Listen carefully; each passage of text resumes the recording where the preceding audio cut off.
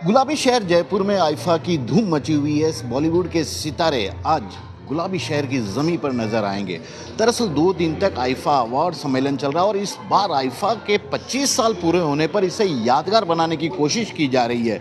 ये जो आप देख रहे हैं ये एक रिप्लिका है आइफा की, वही ट्रॉफी जो कि विजेता लोगों को दिया जाना है अवार्ड फंक्शन में।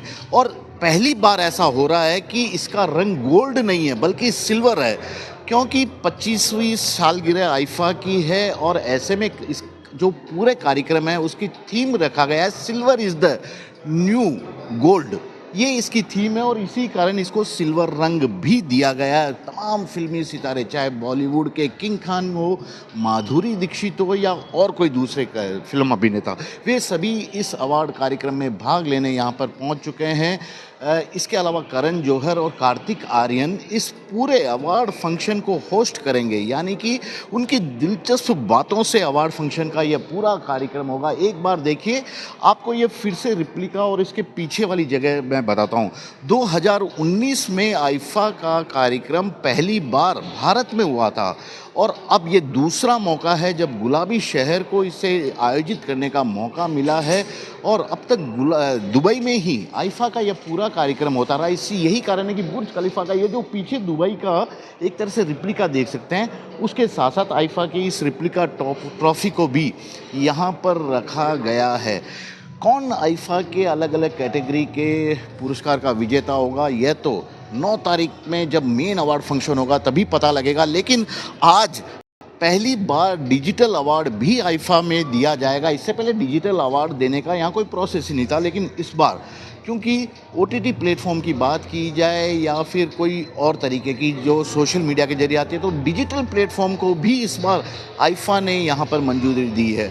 महिला दिवस है आज और इससे पहले महिला दिवस की पूर्व संध्या पर माधुरी दीक्षित की ओर से जयपुर में एक टॉक शो का आयोजन किया गया भारतीय सिनेमा या सिनेमा में महिलाओं की स्थिति को लेकर, जिसमें माधुरी दीक्षित की तरफ से अपने फिल्मी सफ़र के साथ साथ फिल्म जगत में महिलाओं की स्थिति को लेकर चर्चा की गई। बताया गया कि किस तरह से कभी महिला कलाकारों को कितना कम वेतन पुरुष कलाकारों की तुलना में दिया जाता था। भले ही उनका अभिनय बेहतर हो, उनका नाम बड़ा हो, लेकिन कभी भी उन्हें समान पारिश्रमिक नहीं मिलता था। लेकिन अब धीरे धीरे दौर बदलता जा रहा है। हालांकि यह बात भी सही है कि अब भी केवल 3% ऐसे लोग हैं जो कि महिलाएं बॉलीवुड में अच्छे खासे कमाई भी कर लेती हैं और अलग अलग डिपार्टमेंट में भी प्रोड्यूसर जैसे बड़े काम भी कर रही हैं। इसके भी सुधार की बात की जा रही है। यह भी बताया कि आइफा से आने वाले दिनों में क्या उम्मीद वे रखती हैं, क्योंकि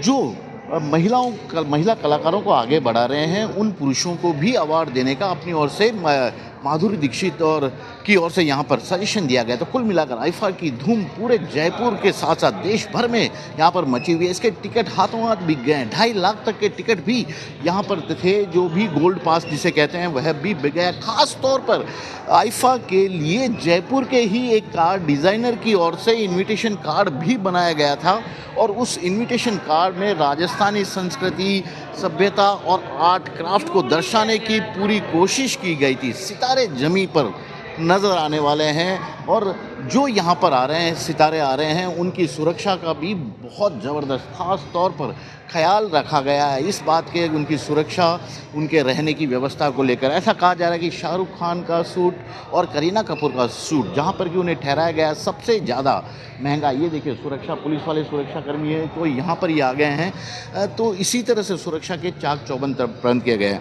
अब मैं बताता हूँ आपको कि किस तरह से बॉलीवुड के सितारों की गुलाबी शहर आओ भगत कर रहा है। आइफा के आयोजकों की ओर से किस तरह से पूरा कार्यक्रम हो रहा है, तो आइफा के आयोजकों की माने तो हयात होटल जयपुर का सबसे महंगा होटल है। वहाँ पर बॉलीवुड के तमाम फिल्मी सितारों को ठहराया गया है।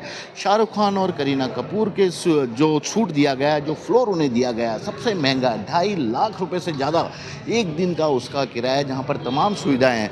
उनकी प्राइवेसी का भी खास तौर पर ध्यान रखा गया है। कलाकारों को कोई किसी तरह से व्यवधान न हो यहाँ पर कार्यक्रम के आयोजन के दौरान। तो आज डिजिटल अवार्ड होगा और कल मुख्य अवार्ड सेरेमनी होगा और सबकी नज़र इस बात पर ही है कि इस बार आइफा की ट्रॉफी किन कलाकारों को अलग अलग कैटेगरी में मिलती है, किस तरह से यह पूरा कार्यक्रम होगा और अपने 25वें सालगिरह को आइफा किस तरह से यादगार बनाने की कोशिश में सफल हो पाता है।